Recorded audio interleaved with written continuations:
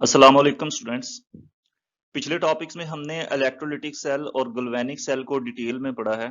आज के टॉपिक में हम दोनों सेल्स का कंपैरिजन पढ़ेंगे। सबसे पहला difference, it consist of one complete cell connected to a battery. जो इलेक्ट्रोलिटिक सेल है उसमें आपने देखा था कि सिर्फ एक ही सेल होता है, उसी सेल के अंदर एनोड और कैथोड जो हैं दोनों इलेक्ट्रोड जो हैं वो डिप होते हैं।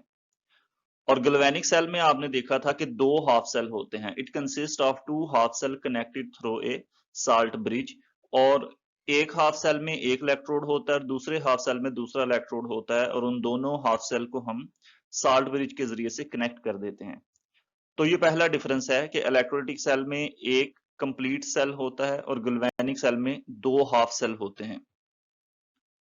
दूसरा डिफरेंस, जो इलेक्ट्रोलिटिक सेल होता है उसमें एनोड पर पॉजिटिव चार्ज होता है, while cathode has negative charge, और कैथोड पर नेगेटिव चार्ज होता है।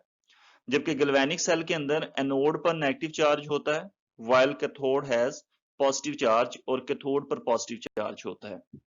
तो ये ऑपोजिट है।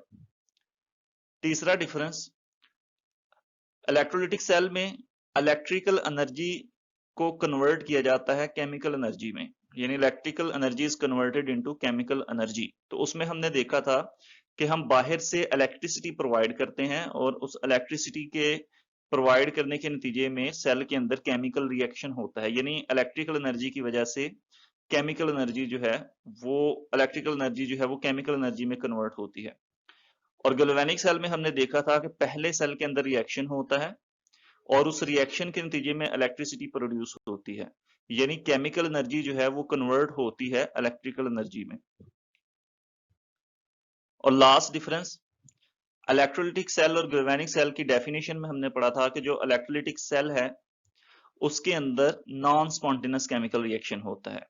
तो current is used for non spontaneous chemical reaction to take place, यानी उसमें बाहर से इलेक्ट्रिसिटी प्रोवाइड की जाती है और फिर रिएक्शन करवाया जाता है। तो ये नॉन स्पॉन्टेनियस केमिकल रिएक्शन है जिसमें एक्सटर्नल एजेंट की जरूरत होती है। जबकि गैल्वेनिक सेल के अंदर खुद ब खुद रिएक्शन होता है। Redox reaction take place spontaneously and produce electric current. Redox reaction होते हैं, ऑक्सीडेशन रिडक्शन रिएक्शन खुद ब खुद होते हैं सेल्स के अंदर और उनके नतीजे में इलेक्ट्रिसिटी प्रोड्यूस होती है। तो ये इलेक्ट्रोलिटिक सेल और गैल्वेनिक सेल में डिफरेंस थे। इसे अच्छी तरह से याद करें। शुक्रिया।